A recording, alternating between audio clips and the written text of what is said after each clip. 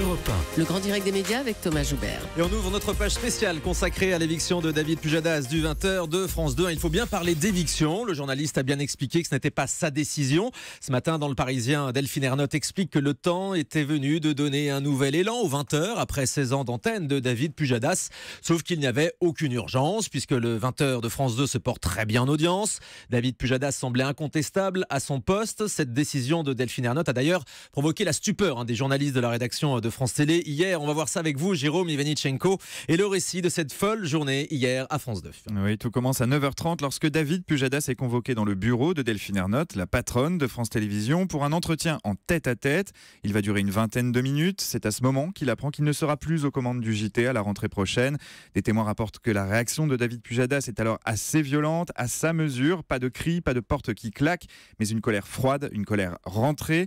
Quelques minutes plus tard, il annonce son éviction à sa garde rapprochée dans un premier temps, avant de se rendre dans la salle où se tient chaque jour la conférence de rédaction du JT. Il est 10h45 face à une cinquantaine de journalistes. Il explique qu'il est débarqué du 20h et que cette décision n'est pas la sienne. Alors, quelle a été la réaction de la rédaction ? Alors, c'est la stupeur. Il faut dire que la nouvelle a de quoi surprendre. Vous le disiez, rien, absolument rien ne laissait imaginer une telle décision. Et surtout pas les audiences du JT qui sont au beau fixe. À cet instant, il y a de l'incompréhension chez de nombreux journalistes qui applaudissent pendant de longues minutes David Pujadas.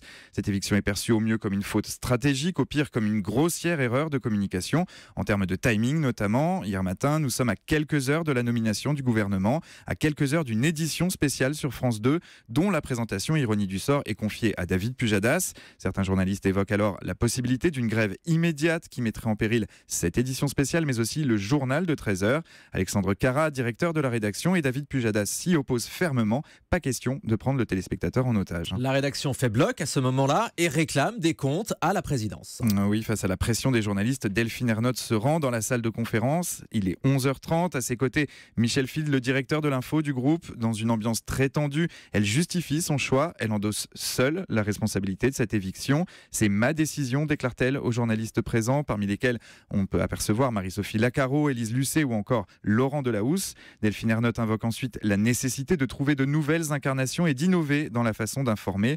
Elle explique que le JT était arrivé à la fin d'un cycle. En revanche, il ne s'agit pas d'un désaveu pour David Pujadas, ce sont les mots de Delphine Ernotte. Elle assure qu'il ne s'agit pas non plus d'une décision politique, 10 jours seulement après l'élection d'Emmanuel Macron, dont certains la soupçonnent d'être une proche. Et ce matin, 24 heures après ce silence radio, Delphine Ernotte en dit plus sur ses intentions dans Le Parisien aujourd'hui en France. Oui, la présidente de France Télévisions détaille sa volonté de donner un nouvel élan au JT de 20h. Surtout, elle officialise le nom de la remplaçante de David Pujadas. Il s'agit d'Anne-Sophie Lapix, une journaliste expérimentée, la meilleure candidate possible pour ce rôle, selon Delphine Ernotte. Une nomination assez cohérente finalement. On se souvient de cette fameuse phrase prononcée sur Europe 1 dans ce studio peu de temps après son arrivée à la tête de France Télé.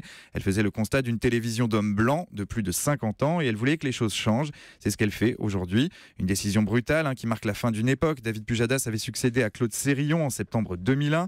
Une décision qui déstabilise surtout la rédaction de France 2 et qui est jugée irresponsable par la Société des journalistes de la chaîne. La SDJ a d'ailleurs décidé de convoquer une assemblée générale ce matin pour réfléchir aux réponses à apporter à sa direction.